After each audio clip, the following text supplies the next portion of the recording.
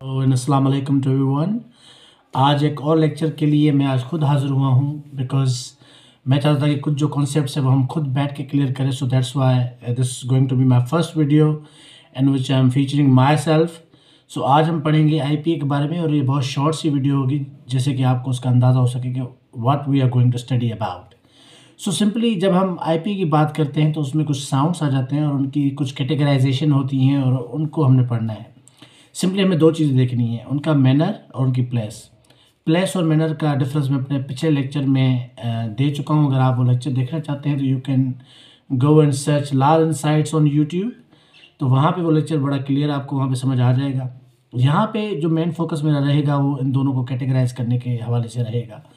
तो पहले उनको मैं कैटेगराइज करने से पहले मैं यहाँ पे आपको नज़र आ रहे होंगे कुछ आपके ऑर्गन्स जो आपके इन्वॉल्व होते हैं आपकी साउंड प्रोडक्शन में। तो मैं शुरू करता हूँ, मेरे सामने भी यहाँ पे खुले हुए हैं और मैं आपको बताता जाऊँगा। तो आपके पहले जो ऑर्गन्स है वो आपके लिप्स होते हैं। This is upper lip and this is lower lip. ये दोनों जब मिलते हैं तो इनसे भी एक साउंड प्रोड्यूस होती है जो मैं आपको एक्सप्लेन करूँगा। दांतों के पीछे एक एरिया होता है जिस पे थोड़े से जो है ना बम्प्स बने हुए होते हैं, उस साउंड को हम कहते हैं एल्वेलर रिज। तो वहाँ पे भी प्लेस करके आप कोई साउंड्स प्रोड्यूस करते हैं। उसके बाद जो एरिया है उसको हम हार्ड पैलेट कहते हैं। आप उसको अगर उसको टच करेंगे तो आपको वो हार्ड बहुत नज़र आएगा। उसके बाद एक सॉफ्ट पैलेट आती है उसके पीछे, उसको आप वीलम भी कहते हैं या सॉफ्ट पैलेट भी कहते हैं या उसको बैक ऑफ द टंग भी कहते हैं। पर एक बात यहाँ पे मैं क्लियर करता चलूँ कि आपकी जो साउंड प्रोडक्शन होती है उसमें एक ट्यूब होता है जिसका नाम होता है फेरिंग्स। उसकी बहुत ज़्यादा इंपॉर्टेंस होती हैं। फेरिंग्स एक 8 सेंटीमीटर लॉन्ग ट्यूब होता है इन योर थ्रोट, जो वुमेन और मैन दोनों में इक्वली डिवाइडेड होता है और उनमें इक्वली ही होता है। उसमें से जो एयर प्रोड्यूस होती हैं उसको हम यूटिलाइज करके डिफरेंट साउंड्स प्रोड्यूस करते हैं। मिसाल के तौर पे हम प्रोड्यूसिंग साउंड ब, तो you can see my two lips are coming together और वो उसको प्रोड्यूस कर रहे हैं, पर यूटिलाइज किसको कर रहे हैं, एयर को कर रहे हैं। तो ये साउंड्स आपके सामने जो पूरे ऑर्गन से ये मौजूद है। उसके अलावा जो आपकी यहाँ पे कैविटी होती है उसको नेसल कैविटी कहते हैं, उसके भी साउंड प्रोड्यूस होते हैं। आपको मैं बताऊंगा जैसे म साउंड है, अंग साउंड है, ये सारे यहाँ से प्रोड्यूस होते हैं। उसके अलावा आपके लोअर टीथ की कैविटी भी होती हैं, वो भी आप उसको भी यूज़ करते हैं। देन आपकी टंग आती है। यहाँ पे टंग का बिल्कुल वो सारा विजुअल नहीं है पर मैं फिर भी बताता हूँ। टंग के भी 3-4 पार्ट्स होते हैं आपका। ये टिप होती हैं, देन ब्लेड होता है, then back of the tongue होती है और मिडिल ऑफ द टंग होती हैं। इसके डिफरेंट पार्ट्स से मिल के कोई साउंड प्रोड्यूस करते हैं। मिसाल के तौर पर साउंड है छ, आप देखेंगे टिप ऑफ द टंग किससे प्रोड्यूस हो रही है, किसके साथ मिल रही हैं, आपकी रिज के साथ मिल रही हैं। दैट्स वाई यहाँ पे देखिए डिफरेंट ऑर्गन का डिफरेंट रोल है और डिफरेंट साउंड प्रोड्यूस करने में उसका अपना एक किरदार है।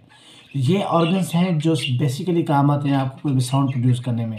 अब हम इनकी कैटेगराइजेशन की तरफ आते हैं। होगा जिसमें सिंपली एक डिवीजन की है मैंने, आपको यहाँ पे चार्ट नज़र आ रहा होगा जिसमें मैंने एक सिंपल डिवीजन की है बिटवीन आपके places and manner of articulation.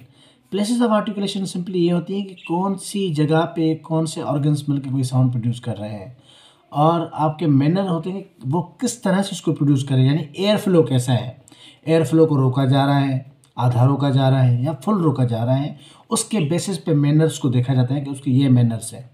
तो उसके बेसिस पे देखिए साउंड्स हैं। अब वो हम यहाँ पे आपको दिखा सकते हैं, आप यहाँ पे देख भी सकते हैं, मैंने आपके साथ चार्ट शेयर किया हुआ है। तो मैनर ऑफ आर्टिकुलेशन आप देख लें। मैनर ऑफ आर्टिकुलेशन में कुछ साउंड्स होते हैं जो स्टॉप्स होते हैं, उसके अलावा फ्रिकेटिव्स होते हैं, देन एफ्रिकेट होते हैं, उसके बाद नेजल्स होते हैं, लिक्विड होते हैं, ग्लाइड्स होते हैं। पर मेरे ख्याल से यहाँ पे इन सब को पढ़ने की ज़रूरत नहीं होती। जब आप टेस्ट की तैयारी करते हैं तो you need to know about stops, fricatives, affricate and nasal sounds जो होते हैं उनको आपने जानना ज़रूरी है। अब अगर हम स्टॉप्स की बात करें तो उसमें आपके फ, छ, च, ख, ग, ये साउंड देखिए। स्टॉप्स इनको इसलिए कहा जाता है जब आप इसको प्रोड्यूस करेंगे फ, ब, तो पूरा साउंड यानी एयर फ्लो रुक के एंड देन एक बर्स के साथ बाहर आएगा। That's why we call them stops, because complete closure of voice या एयर होता है जिसकी वजह से आप उनको स्टॉप्स कहते हैं। Then comes fricatives. Fricatives friction से निकला हुआ है, यानी आप एयर को फ्रिक्शन के थ्रू निकालते हैं, जैसे फ, स, ज, ज, थ, द। तो ये देखिए साउंड देखिए एक फ्रिक्शन हो रही है एयर में जिसकी वजह से हम इनको फ्रिकेटिव्स कहते हैं। उसके अलावा एफ्रिकेट होते हैं। एफ्रिकेट इस तरह से होते हैं कि यानी वो होते फ्रिकेटिव्स की तरह, बस उनमें थोड़ी स्लाइट डिफरेंस होती हैं। जैसे च, यानी बहुत ज़्यादा रोक के आप उसको फिर साउंड को रिलीज़ करते हैं। जब फ्रिकेटिव्स होते हैं उनमें आप साउंड को कंटिन्यूसली रिलीज़ करते रहते हैं, पर एफ्रिकेट जब आते हैं तो उनको थोड़ा सा रोक रोक के फिर आप उनको छोड़ते हैं, देन रोक के फिर छोड़ते हैं। और ये दो साउंड यही हैं आपके च एंड च।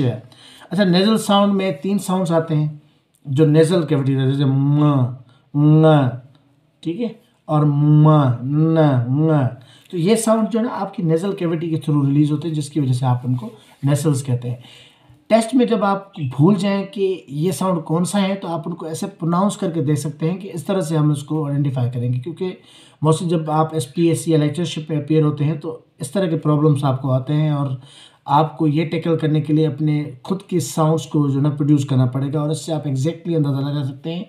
क्योंकि आप सारे साउंड्स को याद नहीं कर सकते, आप रट्टा लगा भी लेंगे पर ह्यूमन माइंड है, आप भूल भी सकते हैं। तो मैं यहाँ पे सजेस्ट करूँगा कि आप इनको खुद जो है ना प्रोड्यूस करके देखें, ताकि आपको ज़्यादा फ़ायदा होगा। अच्छा, अब हम आते हैं इनके प्लेसेस पे। बायलेबियल्स होते हैं जो 2 लिप्स के मिलाने से प्रोड्यूस होते हैं, जैसे फ, प, और उसके अलावा म, वह भी इसलिए कि लिप्स पास आते हैं, ऐसे आप उनको बायलेबियल्स कहते हैं, यानी 2 लिप्स के मिलाने से। कुछ होते हैं लिबियोडेंटल, यानी आप टीथ और लिप को मिला के उनको प्रोड्यूस करते हैं, जैसे आपका लोअर लिप और अपर टीथ मिलकर एक साउंड प्रोड्यूस करते हैं, फ, व, इसलिए इनको लेबियोडेंटल कहा जाता है, लिप्स एंड डेंटल्स। उसके बाद डेंटल्स आते हैं, प्योर आपके टीथ जो होते हैं वो मिलते हैं और आपके टिप ऑफ द टंग उनके बीच में आती है, जैसे थ, थ। इस तरीके से आप देख सकते हैं कि ये साउंड टीथ के थ्रू प्रोड्यूस हो रहे हैं, that's why we call them dentals. अच्छा, एलवेलर साउंड्स आते हैं जो एलवेलर रिज पे रख के, जैसे छ, यानी आप टिप ऑफ द टंग अपनी रिज पे रखेंगे तभी साउंड प्रोड्यूस होंगे। उसके अलावा आप आते हैं पेलेटल पे, जो आपके पीछे प्लेट पे जाके प्रोड्यूस होते हैं, जैसे ख, छ, ज, ये हार्ड प्लेट पे जाके आते हैं। उसके बाद व्हीलर साउंड्स होते हैं जो पीछे बिल्कुल बैक ऑफ द टंग और आपका बैक ऑफ द जो प्लेट होती है सॉफ्ट प्लेट, उसके थ्रू प्रोड्यूस होते हैं, जैसे ख, ग। और कुछ साउंड होते हैं ग्लोटल, यानी आपके बिल्कुल ग्लोटल यानी पीछे का जो आपका फेरेंक्स है उसकी साउंड से प्रोड्यूस, जैसे ह, बिल्कुल बैक ऑफ द टंग जो फेरेंक्स से हवा आ रही है, एयर फ्लो आ रहा है, उसके थ्रू आप इसको प्रोड्यूस करते हैं। मैंने इनको बड़ा क्लियरली समझाने की कोशिश की है, बढ़िया ब्रीफली एंड शॉर्टली, ताकि आपको अंडरस्टैंड हो सके। If you have any question please left it in the comment, so I will be answering each and everything. So next lectures के लिए please be in touch with us, or we will try our level best to give you some quality lectures on linguistics. And we are also bringing our new series on English grammar and also English literature as well, for various recruitment tests and also for examinations. So keep in touch. Goodbye. Allah Hafiz.